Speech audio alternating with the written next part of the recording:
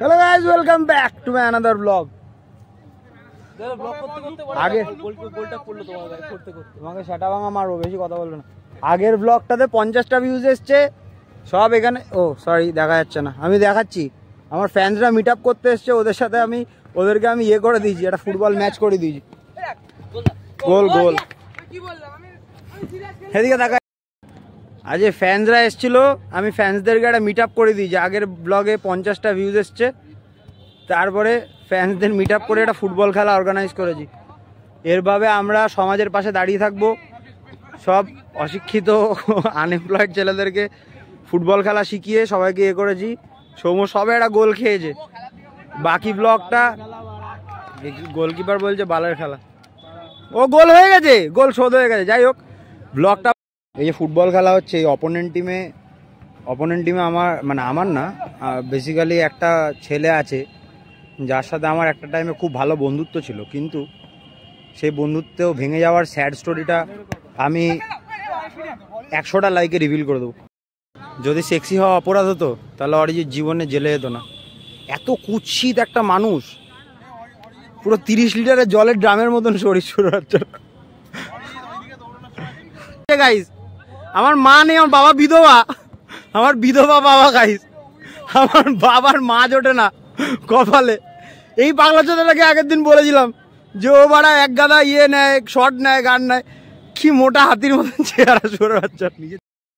ওস্তাদ ডে 2, আমরা যাচ্ছি এখন আমাদের কোম্পানির কাজের জন্য। সেটা হচ্ছে আমার নিজের একটা কোম্পানি আছে যার নাম হলো Stitch for you private limited. তো আগের দিনের ব্লগটায় 91 ভিউজ এসছে, 91। তো আমি ভাবিনি যে আমার ব্লগ কেউ দেখবে, কিন্তু তাও 91 জন লোক ইন্টারেস্টেড নিয়েছে আমার লাইফে। তাই জন্য তোমাদের যারা আমার ওয়াচার, যারা আমাকে দেখো, তাদের জন্য কিছু কিছু জিনিস বলে রাখা ভালো। সেটা হচ্ছে আমার নাম অন্বেষ সরকার, যেটা আমার চ্যানেল নেম। সেকেন্ডলি হচ্ছে আমার কোম্পানির নাম হচ্ছে Stitch for you private limited. আমরা পাঞ্জাবি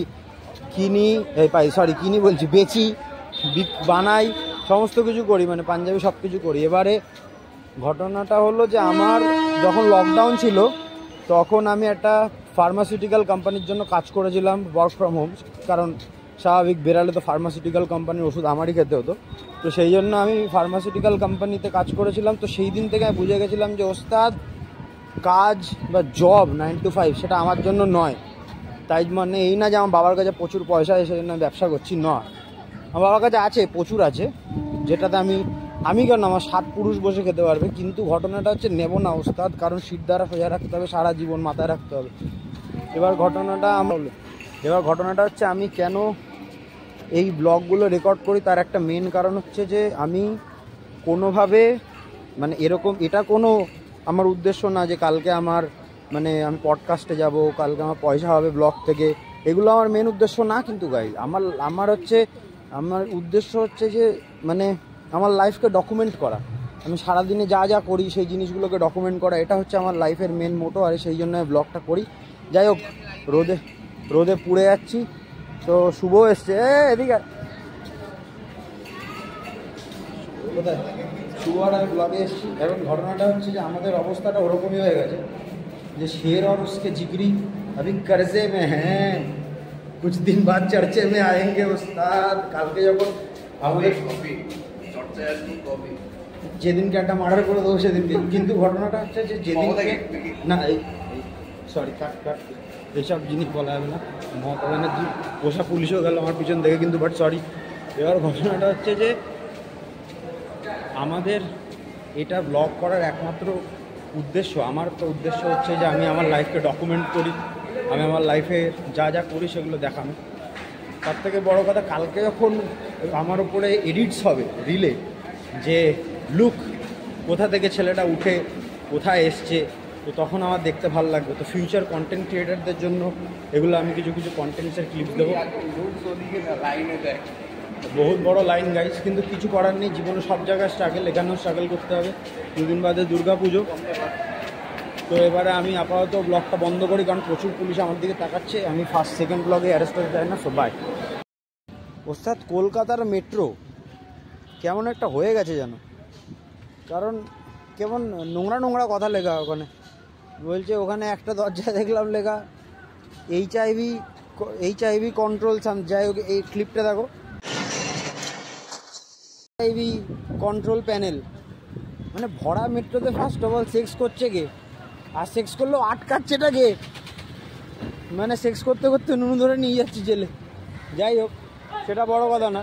বড় কথাটা হচ্ছে আমি একটা কিনেছি, নতুন একটা পারফিউম কিনেছি। পারফিউমটার ব্যাপারটা হচ্ছে, পারফিউমটা নাকি মানে ফিমেলসদেরকে। তো এখন ঘটনাটা হচ্ছে যে আমি যখন দাঁড়িয়েছিলাম মেট্রোতে, তখন হুট করে দেখলাম যে একটা আন্টি আমার গায়ের দিকে ছিটকে দৌড়ে চলে আসছে। তখন আমি আন্টি ম্যাগনেট হয়ে গেছি basically perfume. By the way, ওই আন্টি পারফিউম এসব খালি ব্লগের জন্য বলি বেবি, বাট আমি কিন্তু ভালো ছেলে। Sorry darling. কিন্তু ব্যাপারটা হচ্ছে যে কলকাতায় আসা, মানে কলকাতায় এখন এত বিহারি বেড়ে গেছে না, এত বিহারি বেড়ে গেছে। क्या कर रहा है रे मामा, शीशी कर देगा ना तेरा लौड़ा का बाल, তোর মামার মাকে। যাই হোক, কলকাতায় আমরা সবাই একসাথে থাকি, সবাই একসাথে ঘোরাফেরা করি, তো সুতরাং পাশের লোক চলে এসেছিলো। ভাই জীবনেরও তো ভয় আছে না, বাবা মার কাছে ফেরত যেতে হবে। ও কিন্তু এই মানে বেসিক্যালি একদম কুমারটুলি যদি তুমি যাও, তাহলে রোগা খতম শরীর, ছেলেরা মেয়েদের ভারী ভারী ব্যাগ নিয়ে ঘুরে বেড়াচ্ছে। কিন্তু এই যদি তুমি কোনো মেয়েকে মন থেকে তোমার ইমোশনাল ব্যাগেজ যেটা তুমি ক্যারি করো, ওটা যদি তুমি শেয়ার করতে চাও বা তুমি যদি দিতে চাও, সে কিন্তু নেবে না গাইজ। সুতরাং gender equality ends here and my blog also ends here. Thank you for watching. Anwesh Sarkar signing off for today. দেখা হচ্ছে কালকে। Like, share and subscribe. Please সাবস্ক্রাইবটা করো, কারণ আমি দেখেছি যারা আমার ব্লগ দেখে তার মধ্যে এই কথাটা বলার জন্য আমার দেরি আছে। তবে যাই হোক, এখন blog ends here, everything ends here. Bye bye, signing off. Anwesh Sarkar, CEO stitch